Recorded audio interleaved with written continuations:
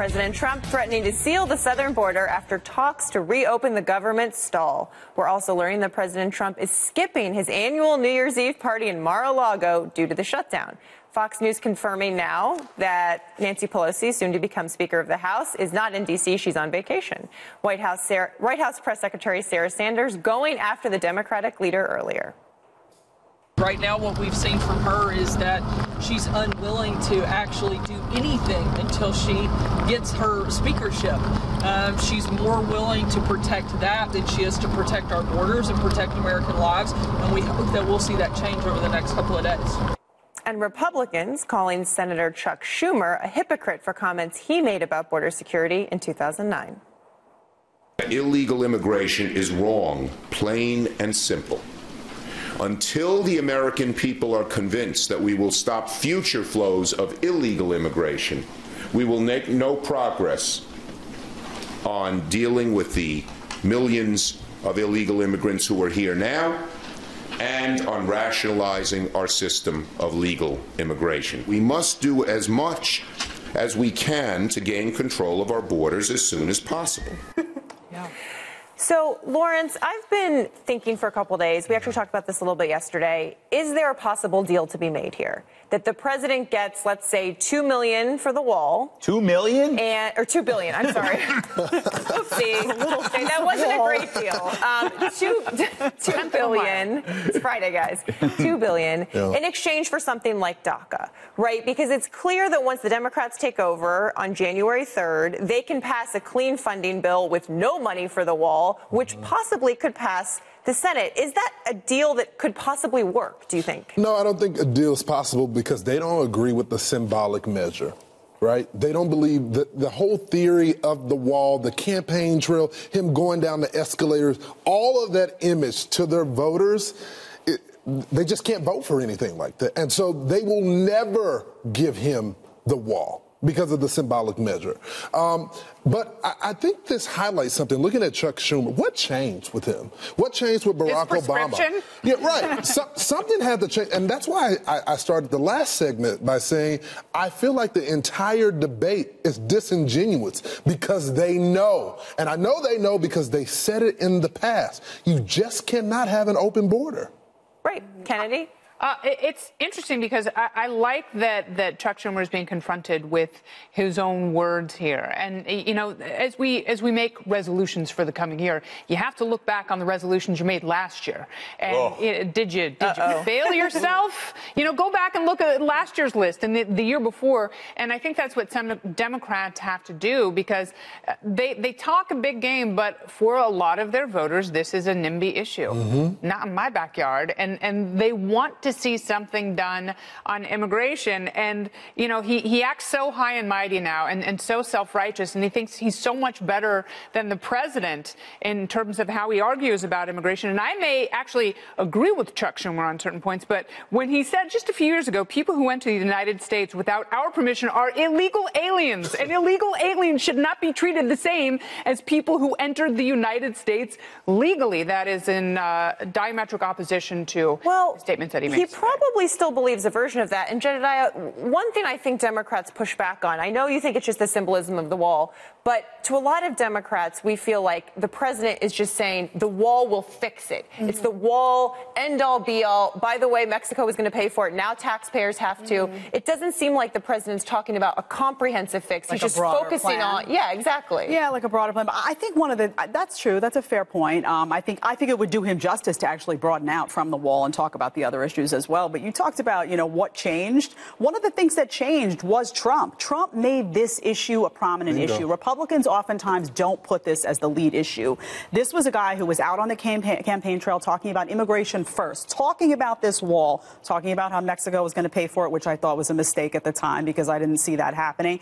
But he put it front and center. And by virtue of him doing that, everybody that loathed him now had to hate that policy. I mean, Chuck Schumer sounds like Donald Trump in that clip that we heard. He's echoing the very same talking points. But now, because this is Trump's issue and because the wall has become a priority for Trump, when they oppose Trump, they have to oppose that measure, even if it's counterintuitive to what they've been saying for a very long time. So I wonder how much of this is opposition to Trump or opposition to the actual policy? Because I think a lot of it is about Trump. It may be both. Because the president has talked about immigration in terms of filling some of the labor shortages here. And he's talked about needing workers. And, you know, you're never going to hear most of the press talk about or cover the kind statements that he's made, which, you know, also can seem hypocritical. But the president also talks about the wall as though it's a force field. That's right. Yeah. And it's not necessarily a force field. And it's not going to stop every type of illegal immigration. And it's not going to stop drugs from coming in, because drugs come in through San Ysidro, through the main ports of entry. That's fair. And there is that is actually not the best way to combat the drug problem in this country. There are some other ways that are libertarian and a little unsavory. Family audience. This is why the argument doesn't go anywhere, because there's this weird fallacy that if somebody says, well, the wall won't prevent X, that negates the premise of the wall. Actually, yeah, the wall won't prevent overstayed visas, but a fence won't prevent a falling rock. But conflating the two, you actually negate the benefits of either, right? So you can actually say, if you want something, here's what you do for the fence. You put up a fence, and here's what you do for the overstayed visa. The problem here, okay, so that's that argument. It's gone, right? You can use the fence for this. You can use this for that. You don't need to do that anymore. We should move on. But we can't when it's personal. Right? So this is now personal, because there is no impersonal reason to reject a compromise. And Donald Trump is willing to make a deal because he likes making deals. And let's face it, he's been moving toward the middle. Anytime you're going to embrace DACA, seriously, Marie, if he's going to piss off a lot of people if he embraces DACA, but he is going to make it. He is willing to do anything for that wall, and it's idiotic for the Democrats. He will budge, because he knows that you can get piece by piece. He is willing to give. Will he budge? Yes. And for what? But the point is, it's not about him now. It's about Chancey, you know, Chuck and Nancy. Right now, they're in. This is like a divorce that stays together because of the kids. What you need right now is a mediator, right? You need a mediator to come in there. The mediator has to be an engineer who tells you exactly what is needed for the specific parts of the country, because God knows these politicians don't know what it is. So they sit there and they fall back into their same arguments. Well, the wall's not going to fix X. And he goes, well, we'll deal with that. Here's what the wall is good for. We do know that they have walls around their compounds. They have walls around their swimming pools. They have walls around their, wherever she's staying in Hawaii, has a wall. So yes, they but work. You're right about DACA and conservatives if DACA means amnesty. Right. If DACA equals amnesty, there is a very loud part. If the Dems were pushing this agenda that Trump is actually offering, it would be hailed as a humanitarian effort by the media, because it would help the job market with lower middle, and it would just create more jobs. It would create a pathway to citizenship. The media would love this, but unfortunately, Trump's doing it. Anytime Trump does something, the media has to hate it. We will see if he does veto some sort of bill that he gets once Congress comes back in a few days. We will keep watching it. See how will we keep watching? Really, I don't know if I will. We might not, actually. Well, it's hard for most of us to imagine what it must be like to be Brett Kavanaugh right now, but David Sorensen has some idea. He once worked as a White House speechwriter. He was fired after the Washington Post published an article accusing him of domestic violence. Without a conviction or solid evidence, and without much time to respond to the charges, he lost his job and his reputation was destroyed. If current trends continue, a lot of people might learn what that's like. David Sorensen joins us tonight to tell us. David, thanks a lot for coming on. Thanks for having me, Tucker.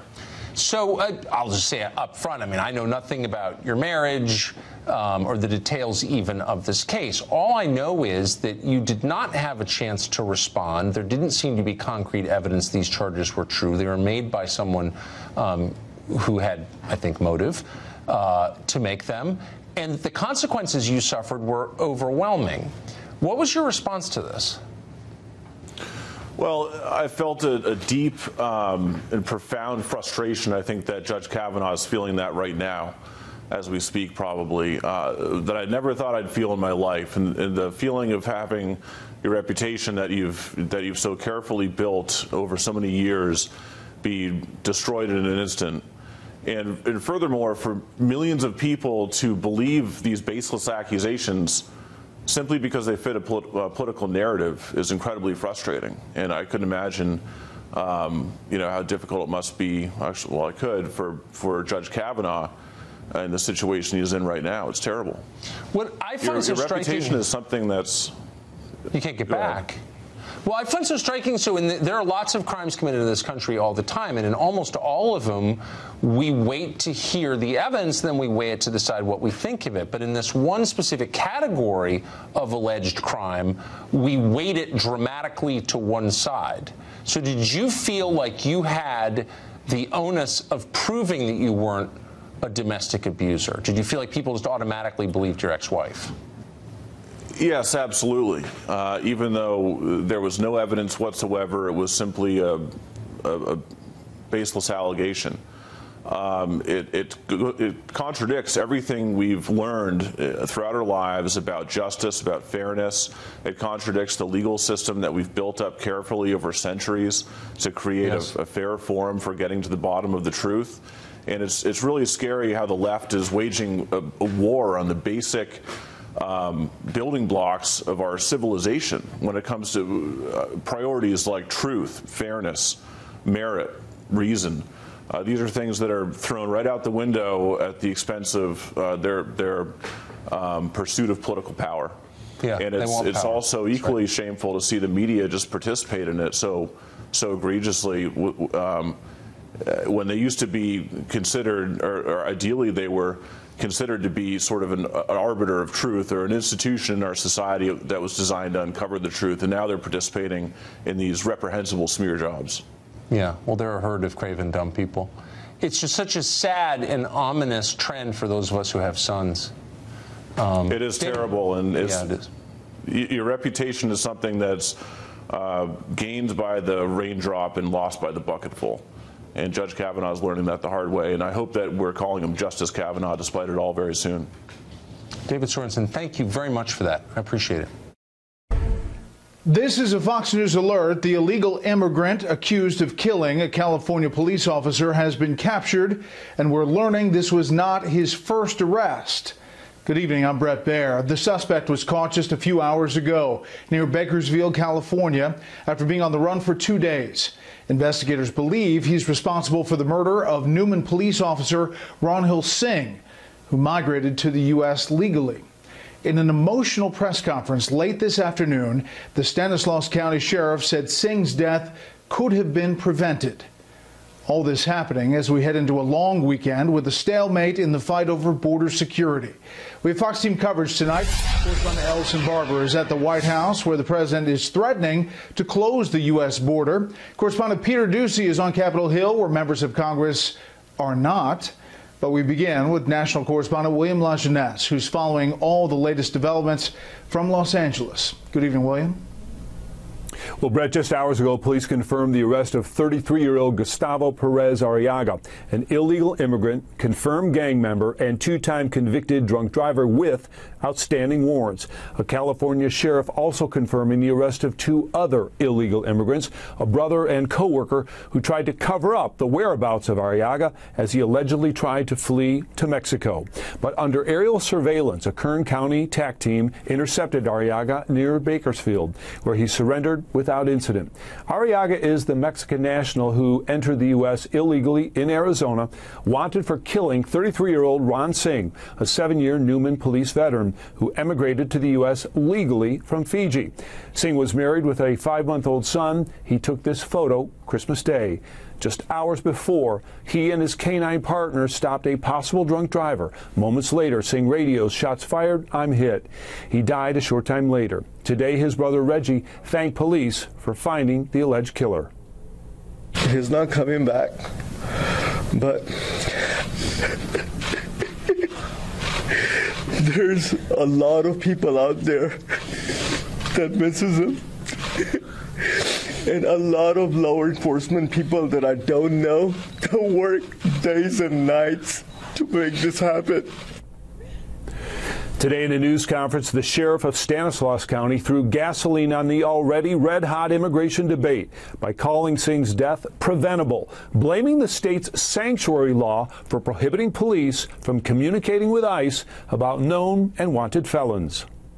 Let's go back to Ron, an immigrant, immigrated here lawfully and legally to pursue his American dream. He achieved that goal. And his dream was taken from him. No, we shouldn't politicize it, but we have to have a conversation about restrictive legislation that puts our communities at risk. When you tie our hands and don't allow us to work with our federal partners and communicate with our federal partners about people that commit crimes and who are in this country illegally, we're going to have incidents like this. Police arrested 3 more today for aiding and abetting and say they are helping prosecutors build a case against Arriaga. Arraignment likely next Wednesday. Singh's narcotics dog Sam will be retired to live with his wife and child.